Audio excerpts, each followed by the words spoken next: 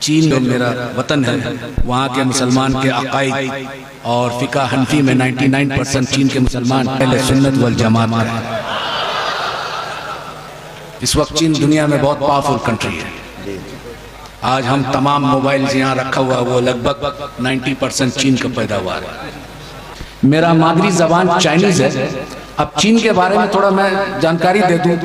हम रसूलुल्लाह सल्लल्लाहु अलैहि वसल्लम के ताज़ीम में जब वहाँ जुमा का नमाज होता है तो हर मस्जिद है, तो जुमा के नमाज के बाद सलात व सलाम पढ़ा जाता है। और जब सलात व सलाम पढ़ा जाता है, अगर ये गांव साइड में मस्जिद है तो वो किसान लोग खेती करता है, तो जब ये सलात व सलाम पढ़ा जाता है और इसका आवाज़ जहाँ तक जाता है औजार छोड़ के खड़े हो जाते हैं। सुभान अल्लाह, सुभान अल्लाह। मैं ऐसा ताज़ीम दुनिया के किसी भी मुख्तलिफ इलाकों में सफ़र कर हासिल किया, लेकिन देखा नहीं। आज से 250 साल पहले 4 बुजुर्ग हिंदुस्तान आए थे चीन से। उनको सिलसिला नक्शबंदिया मुजद्दिदिया में बैत किए, खिलाफत दिए। उन 4 में 3 इमाम थे, तीनों को इजाज़त और खिलाफत मिली। ये 3 शख्स जिसको खिलाफत मिली थी उनका नाम है सैयद दाऊद रहमतुल्लाह अलैह, शाह कमालुद्दीन नक्शबंदी रहमतुल्लाह अलैह, शाह शमसुद्दीन रहमतुल्लाह अलैह। ये 3 खानका 250 साल से चीन में मौजूद है आज तक। मेरी तालीम चाइना में हुई। जब तमाम तालीम खत्म हो गया, ग्रेजुएशन हो गया चाइनीज ज़बान में, तो मेरा वालिद साहब कहे कि क्या बनना चाहते हो, डॉक्टर, इंजीनियर? तो हमने कहा कि हमारे आबो अजदाद क्या था। हम अपने दादा के बारे में ज़्यादा जानकारी नहीं था। बोले हम सब नक्शबंदी सिलसिला के थे। हमारे वालिद साहब यानी कि मेरा दादा शाह कमालुद्दीन नक्शबंदी रहमतुल्लाह अलैह, मेरा वालिद साहब कहे कि वो दीन का खिदमत किया, उसका वालिद साहब दीन का खिदमत किया। तो हमने कहा कि जब इस ख़ानदान से हम बिलोंग करते हैं तो फिर हमें दुनियावी तालीम क्यों दी? दीनी तालीम किसी मदरसा में देना चाहिए था। तो बोला कि आका अलैहिस्सलाम का एक मशहूर वाक़यात है, हदीस नहीं है, कि इल्म सीखना के लिए अगर चीन जाना पड़े, बस इस वजह से हमारा ताल्लुकात चीन से है। और ये आका अलैहिस्सलाम के ज़माने में बहुत मशहूर था, इसलिए हमने चीन भेज दिया तुम्हें। बहरहाल तब मेरा शौक़ और ज़ौक़ इमाम रब्बानी मुजद्दिद अफ़सानी रहमतुल्लाह अलैह पे हुआ कि सिलसिला नक्शबंदी मुजद्दिदी का बानी जो है इमाम रब्बानी मुजद्दिद अफ़सानी रहमतुल्लाह अलैह। तो जिस शख्स के बारे में मैं जानता नहीं, उनके मजार में जाकर किस तरह ताज़ीम और तकरीम किए मैं नहीं जानता, इसलिए मैं नहीं जाता था। पहले इस शख्स के बारे में जान लूँ, फिर उसके बाद तो मैं स्टडी करने लगा, उर्दू पढ़ने लगा। फिर बहुत जल्दी पढ़ा, क्योंकि बड़ा जब शौक़ होता है किसी लैंग्वेज को सीखने के लिए तब अल्लाह ताला भी मदद करता है। वो दीन का मामला था, तसव्वुफ़ का मामला था, तो बहुत जल्दी ये मरहला ख़त्म हुआ।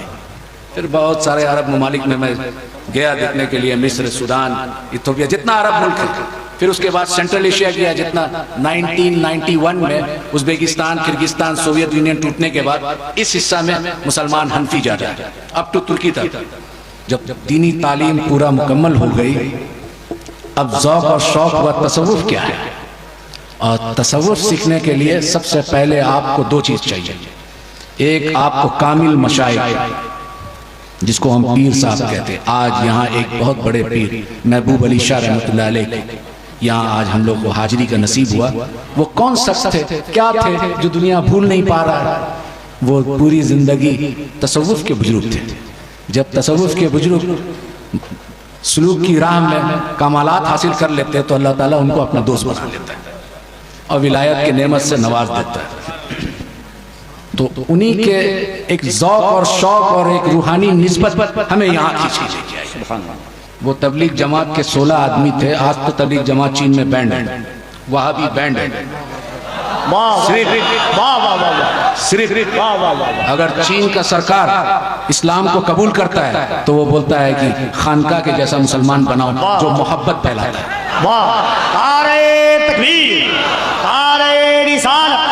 मसलके आला हज़रत, मसलके अहले सुन्नत। सुभान अल्लाह। अब सवाल है, अरब में देखते हैं लोग, अरब से इस्लाम आया, सहाबी अरबी थे, ताबईन अरबी थे, तबे ताबईन अरबी थे, आका अलैहिस्सलाम अरब में आए। तो अरब में खारजी भी आया था, राफजी भी आया था, मुतजल्ला फिरका जो है अरब में आया था। ये तमाम शिया जो हजरात है, लेकिन ये सब यहाँ अरब में आया था, हिंदुस्तान में नहीं आया था।